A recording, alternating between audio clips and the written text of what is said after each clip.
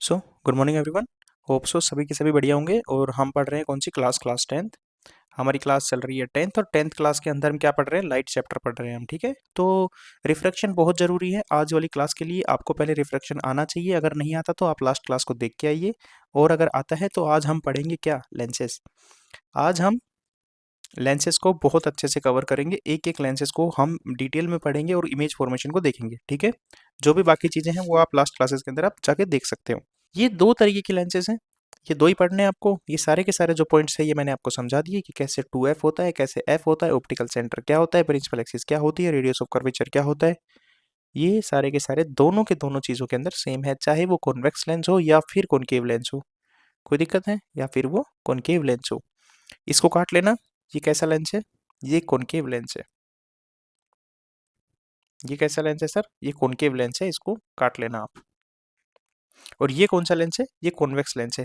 तो मतलब कि जो प्रॉपर्टीज मैंने आपको जो सारी की सारी पॉइंट्स मैंने आपको समझाए थे, इसके अंदर कॉन्वेक्स लेंस के अंदर की भाई फोकल पॉइंट क्या होता है, centre of curvature, optical centre, principal axis, focal length, और ये रेडियस ऑफ कर्वेचर, और इस सी को सेंटर ऑफ कर्वेचर को 2f बोलते हैं। वो सेम टू सेम सारी की सारी चीजें हम यहाँ पर भी सेम लेके चलेंगे। कहाँ पे, कॉनकेव लेंस के अंदर। इसके अंदर अब इमेज का फॉर्मेशन देखते हैं कि image found by concave lens, ये ज़्यादा इमेज का फॉर्मेशन नहीं करता है, ये दो टाइप की इमेज का फॉर्मेशन करता है। और वो दोनों टाइप की इमेज कैसे कैसे बनती है सर, वो बनती है सिमिलरली ऐसे। इनको हम बना के दिखाता हूँ मैं आपको, और फिर इनको फर्दर पढ़ेंगे। एक बार मैं वैसे बना देता हूँ तुम्हारे लिए, कि मान लो ये हमारा क्या है, कॉनकेव लेंस है। ये हमारा कॉनकेव लेंस है, और ये हमारी क्या है, ये एक्सिस है, सॉरी, ये है हमारी प्रिंसिपल एक्सिस। ठीक है, तो ये प्रिंसिपल एक्सिस के अंदर मान लो प्रिंसिपल, ये क्या है, प्रिंसिपल एक्सिस। ठीक है, इस प्रिंसिपल एक्सिस पे ये हमारा फोकल पॉइंट है, और ये सेंटर ऑफ कर्वेचर है। यहाँ पर हमारा फोकल पॉइंट है, ये सेंटर ऑफ कर्वेचर है। जितने भी लाइट रेज, जब जितने भी light rays parallel to principal axis आएंगी, ये सारी लाइट रेज, मैं कलर चेंज करके बताता हूँ तुम्हें, ये सारी की सारी लाइट रेज जो पैरेलल टू प्रिंसिपल एक्सिस आ रही हैं, ये आ रही है और ये आ रही है। ठीक है, ये जब इससे टकराएंगी, इसके बाद ये क्या होंगी, ये बाहर की डायरेक्शन में डाइवर्ट होंगी। ये बाहर की डायरेक्शन के अंदर डाइवर्ट होंगी। और जब हम इन डाइवर्ट हुई रेज का पाथ ट्रेस बैक करेंगे, तो ये कहीं हमें फोकल पॉइंट से पास होती हुई दिखेंगी। लेकिन एक्चुअली में ये पास नहीं होती हैं, एक्चुअली में ये पास नहीं होती है। जो लाइट रेज है वो इन्फिनिटी से आ रही है। मैं बोलता हूँ ऑब्जेक्ट कहाँ रखा है, object is place at infinity. ये पैरेलल टू प्रिंसिपल एक्सिस आएंगी, ये डाइवर्ज होंगी, और जब हम इनके पाथ को ट्रेस बैक करेंगे, तो ये एक फोकल पॉइंट पे मिलेंगी, इस फोकल पॉइंट पे।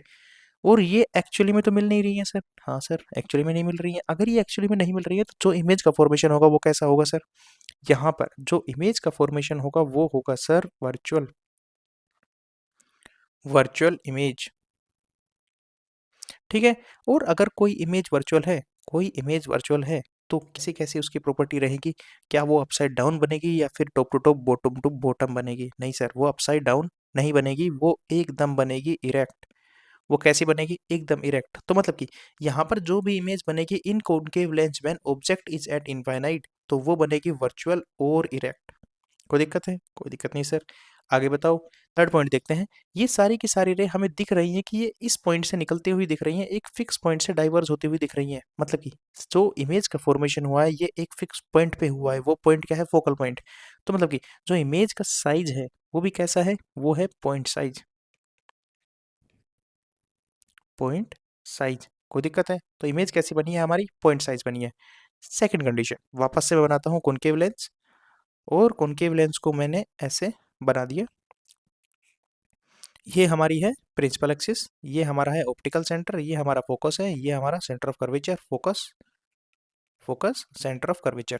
अब मेरी बात ध्यान से सुनो, तुम इन्फिनिटी के अलावा, तुम इन्फिनिटी के अलावा ऑब्जेक्ट को कहीं भी प्लेस कर दो, कहीं भी प्लेस कर दो, डजेंट मैटर, इन्फिनिटी और ऑप्टिकल सेंटर के बीच में कहीं भी ऑब्जेक्ट को प्लेस कर दो, तो जो पोजीशन रहेगी इमेज की वो कहाँ रहेगी तुम्हारी, वो रहेगी हमेशा, हमेशा हमेशा किसके बीच में, focal point and optical centre के बीच में। ऑब्जेक्ट चाहे तुम यहाँ रख दो, ऑब्जेक्ट चाहे तुम यहाँ रख दो, ऑब्जेक्ट चाहे तुम यहाँ रख दो, कहीं पर भी ऑब्जेक्ट रख दो, जो इमेज का फॉर्मेशन होगा वो कहाँ होगा, हमेशा focal point and optical centre के बीच में।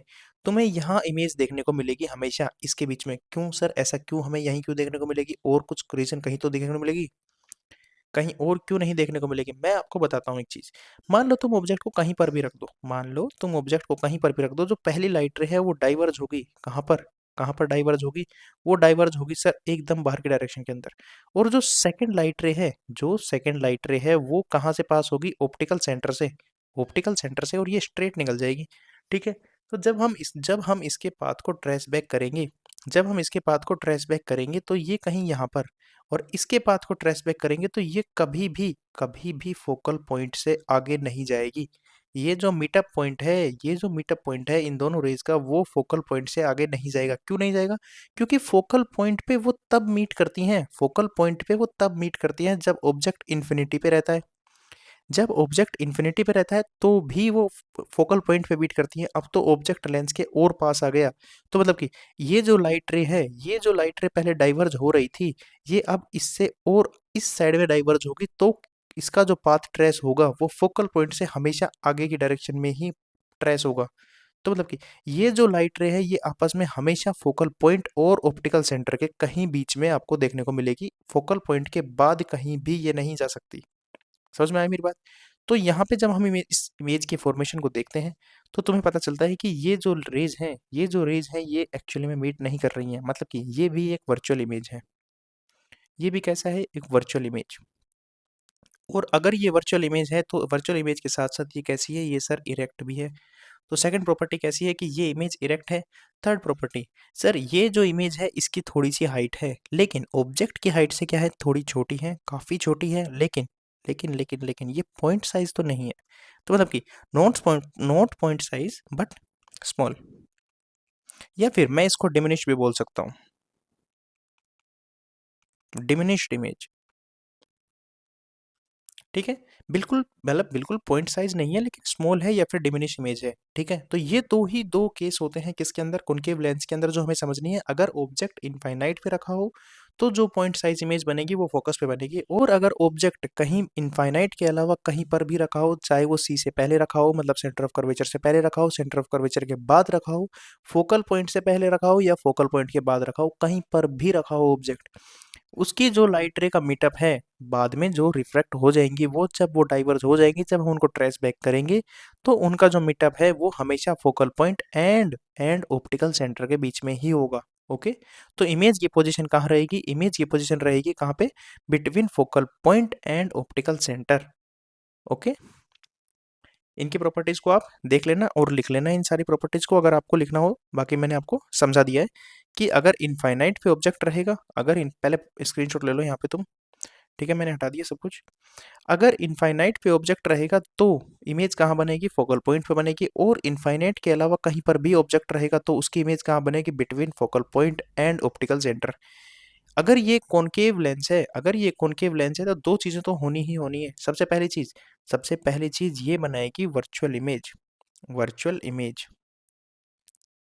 सेकंड, अगर ये वर्चुअल इमेज है तो ये कैसी रहेगी? इरेक्ट रहेगी। ये 100% गारंटी है कि ये इरेक्ट रहेगी। तो ये दोनों कंडीशन तो होनी ही होनी है। बाकी इनकी साइज पे फर्क पड़ सकता है कि अगर ऑब्जेक्ट एट इनफाइनाइट है तो ये highly diminish means point size बनेगी, पॉइंट साइज बनेगी, और अगर ये इन्फिनिटी के अलावा कहीं पर भी रखा है तो डिमिनिश बनेगी, लेकिन लेकिन पॉइंट साइज नहीं बनेगी। समझ में आ रही मेरी बात? पॉइंट साइज तो नहीं बनेगी, बाकी डिमिनिश बनेगी ये। तो यहाँ तक आपको कोई दिक्कत नहीं रही। अब हम देखते हैं इसके बाद कि हम कैलकुलेशंस जब करेंगे तो उसके अंदर साइन कन्वेंशन का भी यूज होता है। पता है आपको, मिरर के अंदर आपने देखा है। तो ये जो साइन कन्वेंशन है ये कैसे काम करते हैं, इनको आप समझते हैं अपन। साइन कन्वेंशन क्या होता है? साइन कन्वेंशन को आप ज़्यादा बिल्कुल भी लोड लेके मत पढ़ो, इसको बस आप ऐसे याद रखो कि ये आपका एक ओरिजन है।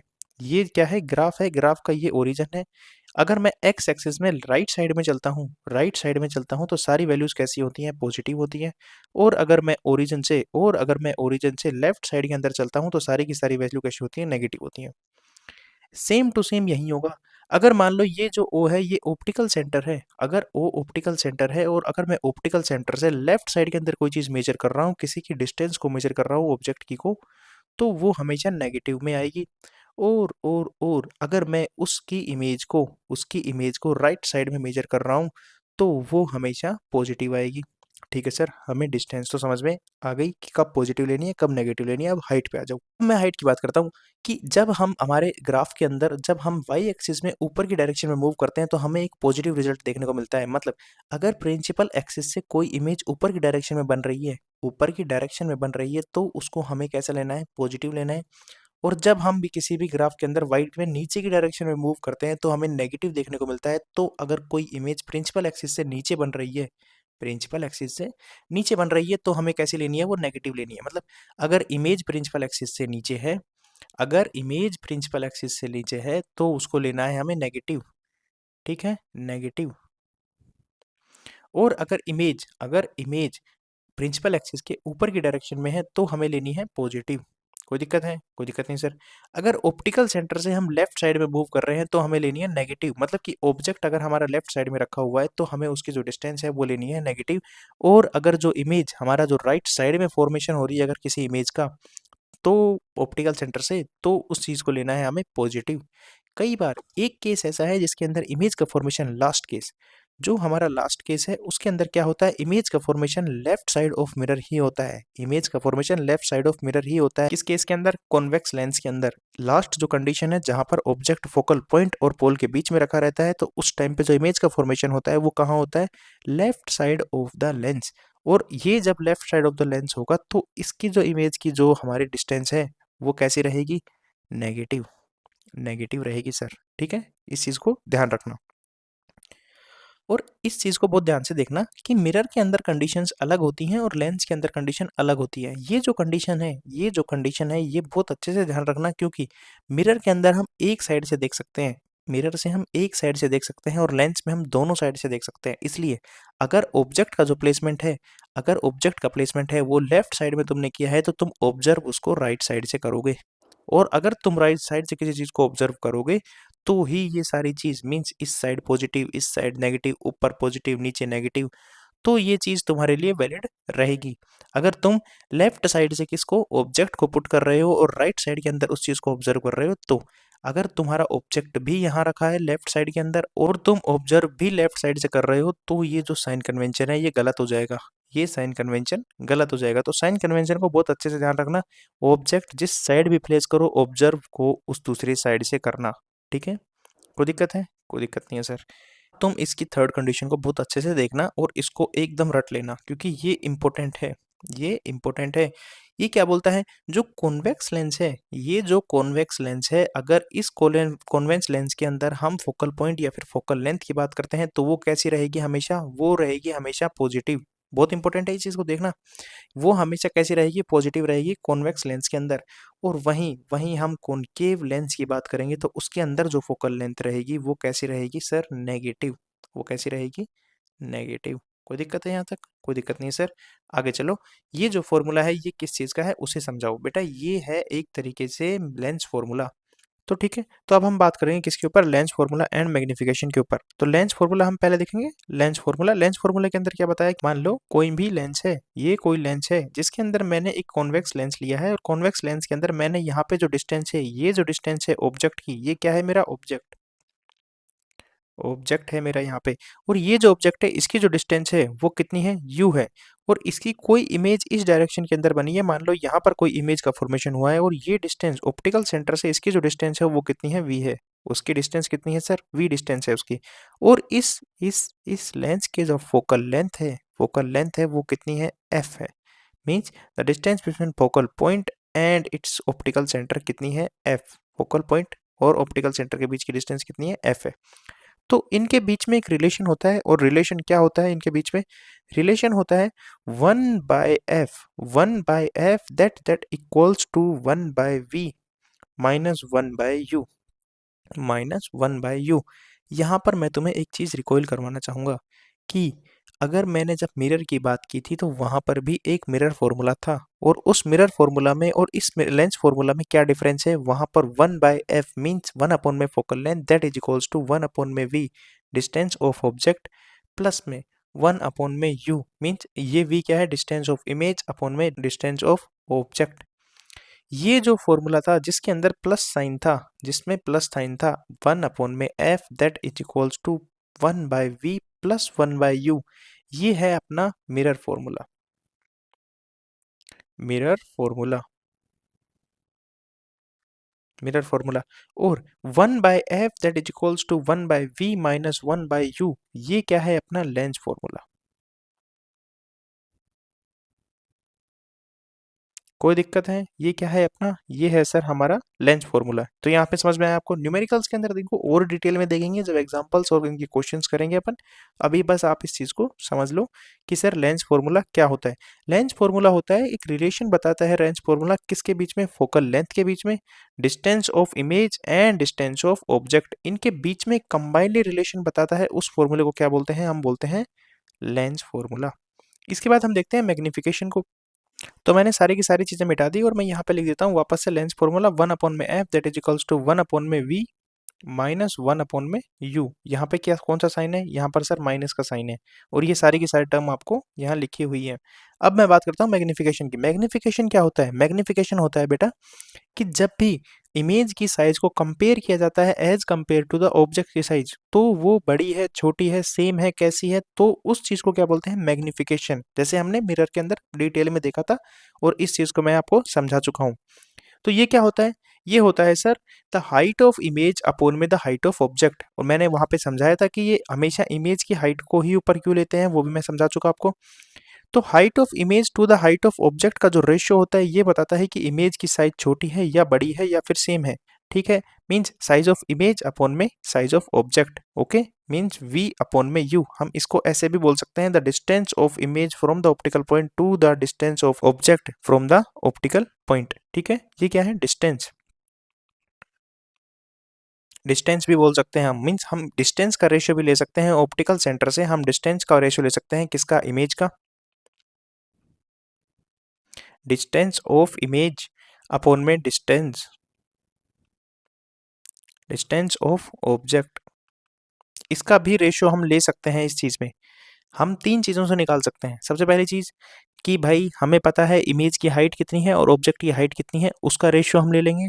तो इमेज की हाइट को ऑब्जेक्ट की हाइट से डिवाइड कर देंगे तो मैग्निफिकेशन आ जाएगी। या फिर size of image to size of object भी हम डिवाइड कर देंगे तो भी हमारे पास मैग्निफिकेशन आ जाएगी। या फिर हमारे पास ये नहीं है, हमारे पास डिस्टेंस गिवन है ऑब्जेक्ट की और इमेज की, ऑप्टिकल सेंटर से हमें डिस्टेंस गिवन है, तो हम डिस्टेंस का भी रेशियो ले सकते हैं, distance of image to the distance of object. कोई दिक्कत है? सर कोई भी दिक्कत नहीं है हमें यहाँ तक, ये हमेशा अपोन में रहेगा। ठीक है, स्ट्रेट लगा देता हूँ मैं इसको, ये अपोन में रहेगा। तो ये वाला फॉर्मूला आपको समझ में आ गया कि मैग्निफिकेशन क्या होता है? The ratio of height of image to the ratio of height of object. अब मेरी बात ध्यान से सुनना तुम, ये डिस्टेंस की जब तुम बात करो, इमेज की डिस्टेंस की, जब जब भी तुम इमेज की डिस्टेंस की बात करो तो इसके सामने माइनस के साइन का बिल्कुल अच्छे से यूज करना है। और इस चीज को तुम बिल्कुल भी मत भूलना, ये क्या है? Very important. ये क्या है? ये वेरी इंपॉर्टेंट है, बहुत बहुत ज़्यादा ज़रूरी है ये, कि ये जो डिस्टेंस आपने ली है ये नेगेटिव ही लेनी है आपको, इमेज की डिस्टेंस। ओके, और ऑब्जेक्ट की डिस्टेंस है वो पॉजिटिव लेनी है। रीज़न क्या है ये नेगेटिव का? मेरी बात ध्यान से सुनो। जब भी हम किसी भी लेंस को लेते हैं और हम उसके इसकी ऑब्जेक्ट की डिस्टेंस को देखते हैं और या फिर इमेज की डिस्टेंस को देखते हैं, तो बच्चे मेरी बात ध्यान से सुनना, मेरी बात ध्यान से सुनना। इस पॉइंट से ऑब्जर्व करते हैं और जब हम डिस्टेंस को इस साइड में, मींस हमारे राइट साइड में देखते हैं तो वो पॉजिटिव आती है, और लेफ्ट साइड के अंदर देखते हैं तो वो कैसी आती है? नेगेटिव आती है। तो बच्चे हमारा जो मैग्निफिकेशन का फॉर्मूला है वो क्या है? डिस्टेंस ऑफ इमेज अपॉन में डिस्टेंस ऑफ ऑब्जेक्ट। वैसे तो ये दोनों पॉजिटिव हैं, लेकिन जो इमेज की डिस्टेंस होती है ऑप्टिकल सेंटर से वो हमेशा पॉजिटिव डायरेक्शन के अंदर रहती है, तो ये तो पॉजिटिव ही रहेगी।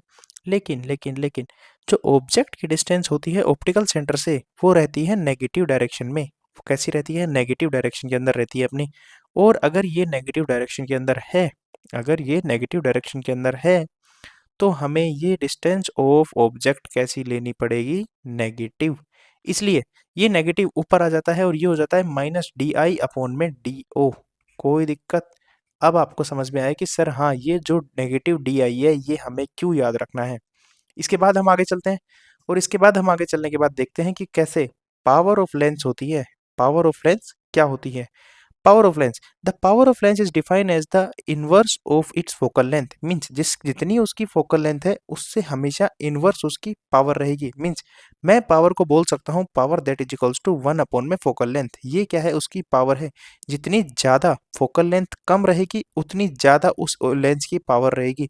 या फिर जो अगर फोकल लेंथ ज़्यादा रहेगी किसी लेंस की तो पावर कितनी रहेगी उसकी, कम रहेगी।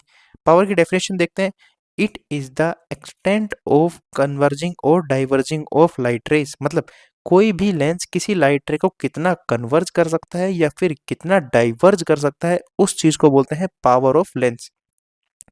डेफिनेशन इसको ऐसे ही लिखोगे, ये क्या है, ये आई है, आई, आई, ठीक है। It is the extent of convergence and divergence, means power of convergence किसी चीज को डाइवर्ज करने की, कितनी ज्यादा डाइवर्ज कर रही है, या फिर कन्वर्जेंस कितनी ज्यादा कन्वर्ज कर रही है उस चीज की।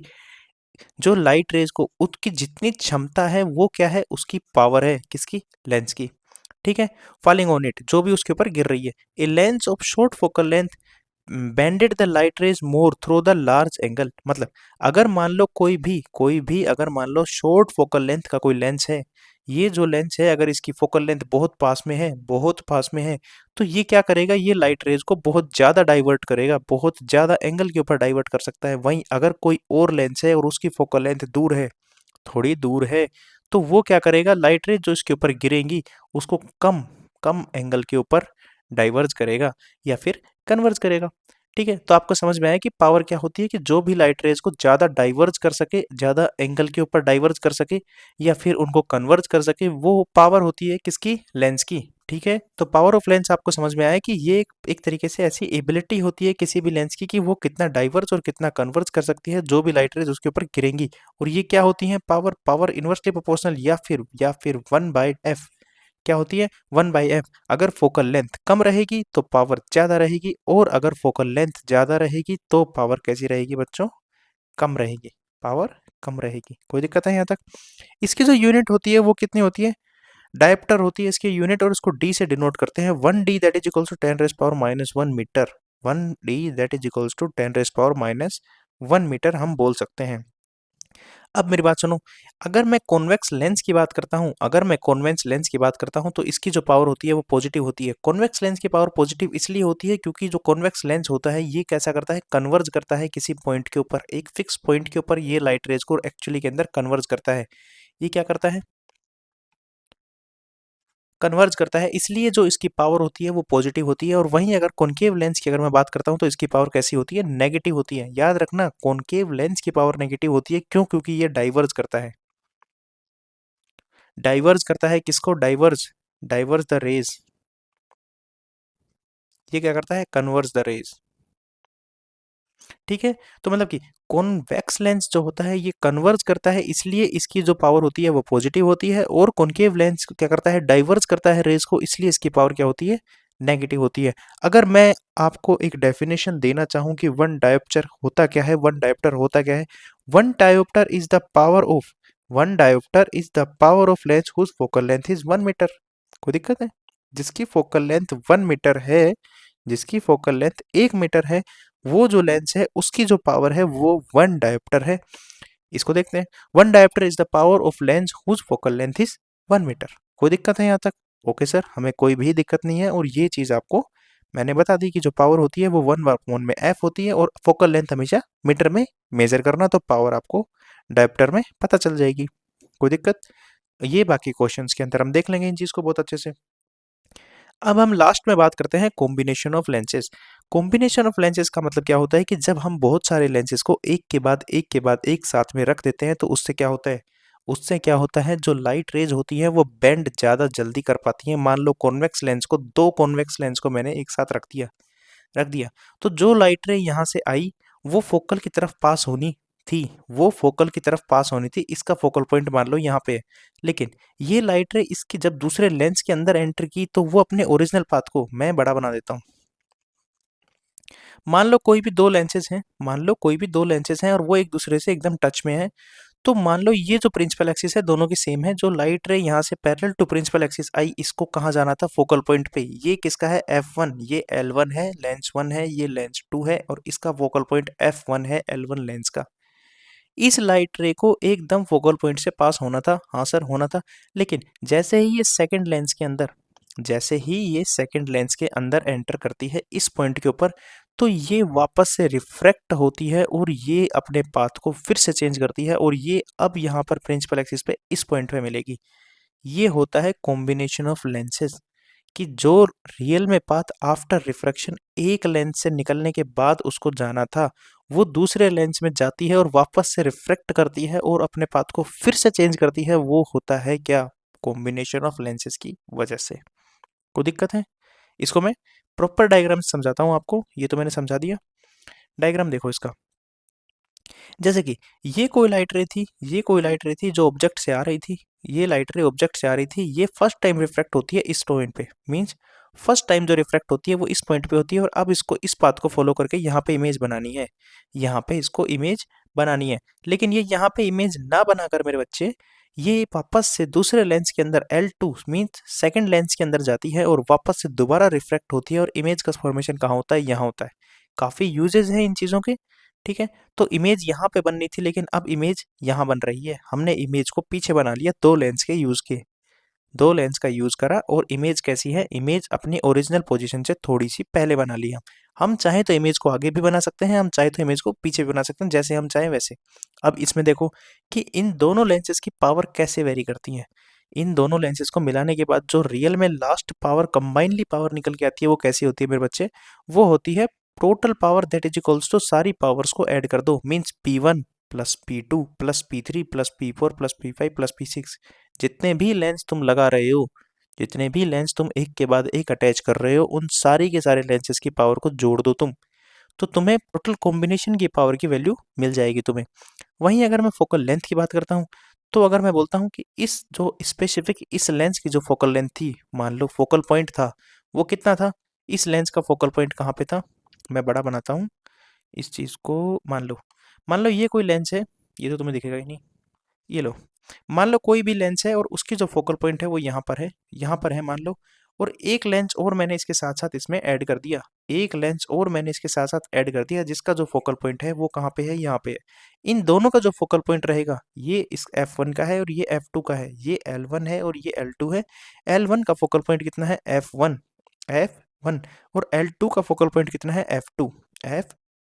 इन दोनों का जो कंबाइनली फोकल पॉइंट निकल के आएगा, इसका जो फोकल पॉइंट या फिर फोकल लेंथ मुझे निकालनी है, तो मैं कैसे निकालूंगा? 1/f that is equals to 1/f1 plus में 1/f2, मीन्स इन दोनों की 1 बाय करके फोकल लेंथ को मैं ऐड कर दूंगा, तो मेरे पास इस पूरे कॉम्बिनेशन की जो फोकल लेंथ है वो मुझे पता चल जाएगी।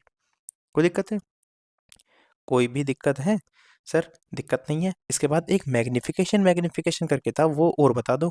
यस मेरे बच्चे, मैग्निफिकेशन का केस किस हिसाब से चलता है कि जब भी एक एग्जांपल और होगा, हाँ ये लगा रखा मैंने आपको, ये देख लेना कि इसकी फोकल लेंथ F1 है, इसकी फोकल लेंथ F2 है, तो फाइनल फोकल लेंथ निकालूंगा तो 1/f that is equals to 1/f1 plus 1/f2। ऐसे मैं टोटल कॉम्बिनेशन की फोकल लेंथ निकाल सकता हूँ। मैग्निफिकेशन जो होती है, मैग्निफिकेशन मान लो इसकी मैग्निफिकेशन M2 है, इस वाले की, और इस वाले की मैग्निफिकेशन M1 है, और मुझे टोटल की टोटल मिलाकर मैग्निफिकेशन निकालनी है। तो जो मेरी मैग्निफिकेशन निकलेगी उसको मैं कैसे निकालूंगा? Final magnification that is equals to M1 into M2। समझ में आया? समझ में आया? मैग्निफिकेशन के केस के अंदर मैं दोनों के मैग्निफिकेशन को मल्टीप्लाई कर दूंगा तो मेरे पास फाइनल मैग्निफिकेशन निकल के आ जाएगी। यही हमारा मैग्निफिकेशन वाला केस बोलता है। मैग्निफिकेशन वाला केस क्या बोलता है कि magnification of lens in combination is M is equals to M1 M2 M3 M4। कितने चाहे लेंस लगाओ, सारे के सारे मैग्निफिकेशन को मल्टीप्लाई कर दो, तुम्हारे पास मैग्निफिकेशन आ जाएगी। अगर तुम्हें फोकल पॉइंट निकालना है, मीन्स अगर तुम्हें फोकल लेंथ निकालनी है, तो 1/में फोकल लेंथ करके सारी फोकल लेंथ को ऐड कर दो। पावर निकालनी है तो सारे लेंसों की पावर को जोड़ दो, तुम्हारे पास फाइनल पावर आ जाएगी। तो ये तीन मेन फॉर्मूला है तुम्हारे मैग्निफिकेशन निकालने का, पावर निकालने का और फोकल लेंथ निकालने का कॉम्बिनेशन ऑफ लेंसेज के अंदर। सारे के सारे लाइट चैप्टर की थ्योरी कंप्लीट हो गई है अब, और इसके बाद हम एक एक करके बाकी सारे चैप्टर पढ़ेंगे और फिर वापस से क्विक रिवीजन करने के बाद हम करेंगे न्यूमेरिकल एंड क्वेश्चन। उसके अंदर ये सारे के सारी चीज़ें जो तुम्हें समझ में आई है उनका यूज़ करना आप, और अपने ब्रेन का 100% यूज़ करके सॉल्यूशंस को करना। Thank you.